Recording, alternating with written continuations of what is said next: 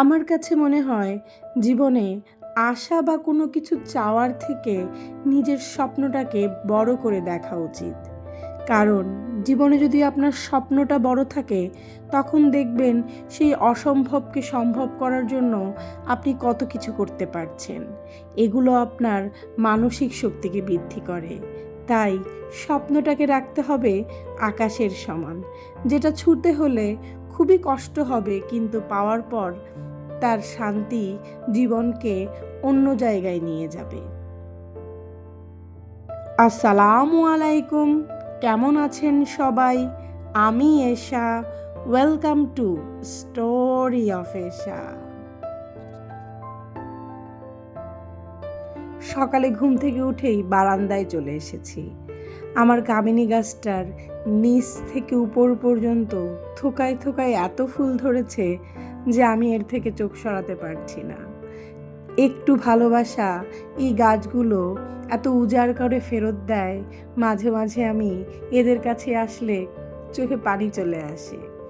কিছুই করি না, শুধুমাত্র একটু টাইম মতো পানি দিই, মাঝে মাঝে একটু যত্ন, এই আর কি। কিন্তু এদের ভালোবাসা ফিরিয়ে দেওয়ার রূপ দেখলে সত্যিই মনটা অস্থির হয়ে যায়। সকালে ঘুম থেকে উঠে এই গাছটার কাছে যে আমি কতক্ষণ দাঁড়িয়েছিলাম ঠিক মনে নেই। এর সৌন্দর্য আসলে আপনাদেরকে আমি ভিডিওতে দেখিয়ে শেষ করতে পারবো না। মনটাই ভালো হয়ে গেল। দিনটা শুরু হলো এক রাশ ভালোবাসা নিয়ে। সকালে উঠেই জানতে পারলাম আজকে হেল্পিং হ্যান্ড আসবে না, তাই একটু একটু করে নিজের কাজগুলো গুছিয়ে নিচ্ছি। টেবিলের রানারটা চেঞ্জ করে দেব, কারণ আজকে টেবিলটা ডেকোরেশন করব কিছু রিয়েল গোলাপ ফুল দিয়ে। যতই আর্টিফিশিয়াল ফুল দিয়ে ঘর সাজাই না কেন, একটা জীবন্ত ফুলের সৌন্দর্যের কাছে একটা আর্টিফিশিয়াল ফুলের সৌন্দর্য কিছুই না। গতকাল এই গোলাপগুলো আমার হাজব্যান্ড আমার জন্য নিয়ে এসেছে। ভাবলাম সেগুলো দিয়েই টেবিলটা সাজিয়ে নেই, পুরো রুমের লুকটাই চেঞ্জ হয়ে যাবে। আমার সব থেকে পছন্দের ফুল বেলি আর রজনীগন্ধা, তবে লাল গোলাপ দেখলে আমিও একটা হলেও কিনব। আমার হাজব্যান্ড বিয়ের পর থেকেই সুযোগ পেলেই আমার জন্য ফুল নিয়ে আসে। আমার কাছে মনে হয় ভালোবাসা প্রকাশের জন্য আমি তোমাকে ভালোবাসি বা দামি গিফট দেওয়ার দরকার হয় না। আপনি যাকে ভালোবাসেন বা যার কদর করেন, তার ছোটোখাটো ভালো লাগাগুলো সারা জীবন যদি জিয়ে রাখতে পারেন আপনাদের জীবনে, সেই ভালোবাসাটাই বেঁচে থাকে আজীবন। কেমন লাগছে আমার খাবার টেবিলের লুকটা? একদমই অন্যরকম হয়ে গেছে কিছু জীবন্ত ফুলের ছোঁয়ায়। চলে এসেছি রান্নাঘরে। শীতের দিনে যতই মোছামুছি করি, এই মোছামুছির কাজ মনে হয় শেষ হয় না।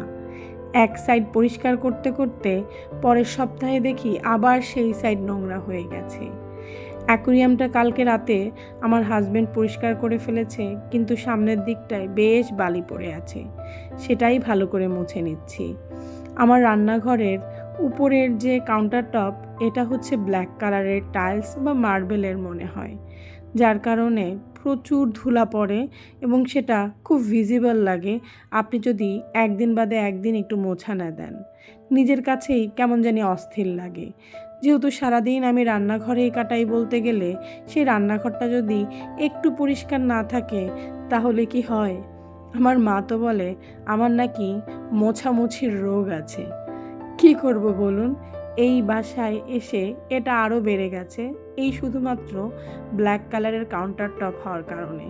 সারাক্ষণই আমার হাতে একটা ছোট্ট তোয়ালে ভেজা অবস্থায় থাকেই, আমি একটু পরপরই মুছতে থাকি। আর আলতো হাতে মাইক্রো ওভেনটা পরিষ্কার করে নিচ্ছি।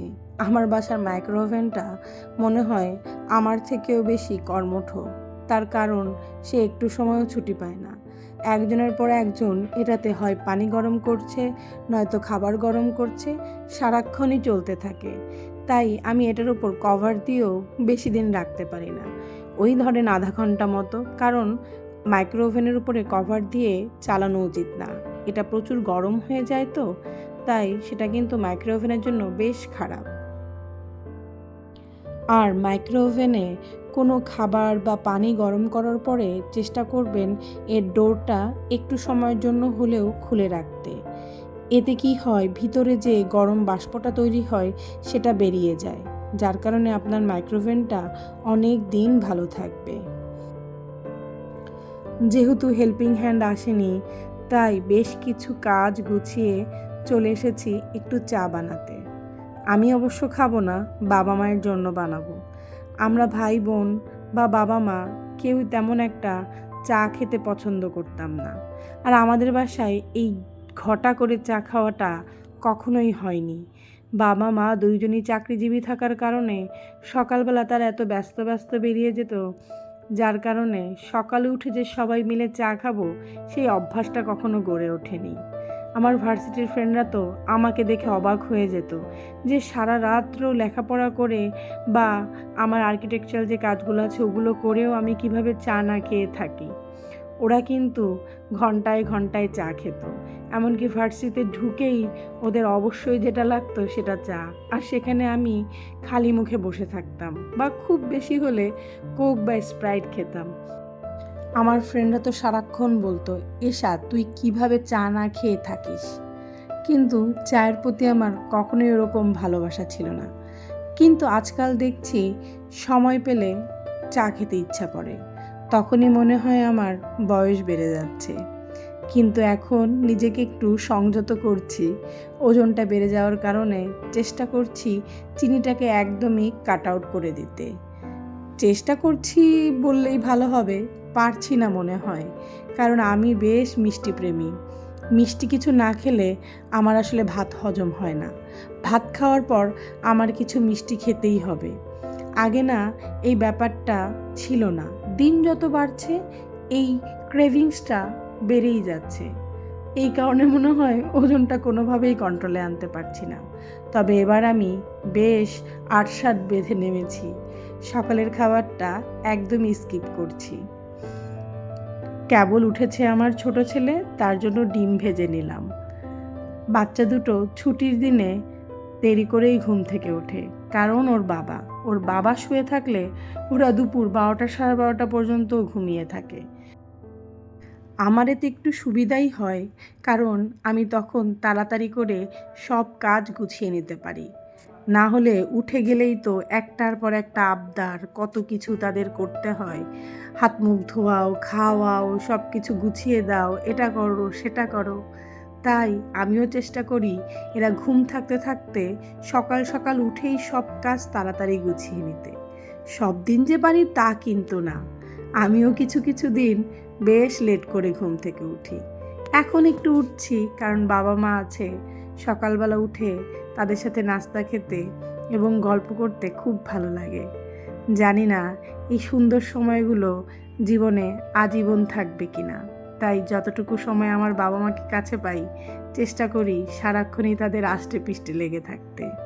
ওই যে বাবা মার প্রতি প্রচণ্ড পরিমাণে ডিপেন্ডেন্ট আমি এবং আমার ভাই বোন, যার কারণে তারা আমাদের কাছে ওষুধের মতো, আশেপাশে থাকলেই সব কিছুই ঠিক হয়ে যায়। আমি বেশিরভাগ সময় রান্নাবান্না জিরার গুঁড়ো দিয়েই করি, যেটা আমি নিজের বাসায় তৈরি করে নেই। হালকা করে জিরাটা রোদে রেখে অথবা ওভেনে 1-2 মিনিট ঘুরিয়ে সেটাকে ব্লেন্ডারে গুঁড়ি করে নেই। কিন্তু 2-1 দিন আমি মাংস বা মাছ রান্নার জন্য জিরাটা হাতে বেটে নেই। জিরা বেটে দিলে স্বাদটা একদমই অন্যরকম লাগে। আসলে বাটা মশলায় মাংস বা মাছের স্বাদের কোনো তুলনা হয় না। আগে যখন দাদু বাড়িতে, গ্রামের বাড়িতে যেতাম, তখন বাটা মশলায় রান্না, তার উপরে আবার মাটির চুলায় রান্না হতো। সেই রান্নার যে কী স্বাদ, এখনও সেই স্বাদ ভোলার মতো নয়। যতই ভালো রান্না করি সেই স্বাদের মতো এখন আর হয় না। ছোট ছোট অনেকগুলো রসুন দিয়ে দিয়েছি।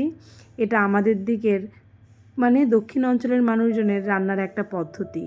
রসুন দিয়ে বেশি করে মাংস রান্না করলে সত্যি গরুর মাংসের সেই স্বাদ হয়। যারা এভাবে খাননি অবশ্যই একদিন রান্না করে দেখবেন। আজকে আরেকটু বানাবো চিংড়ি মাছের ভর্তা।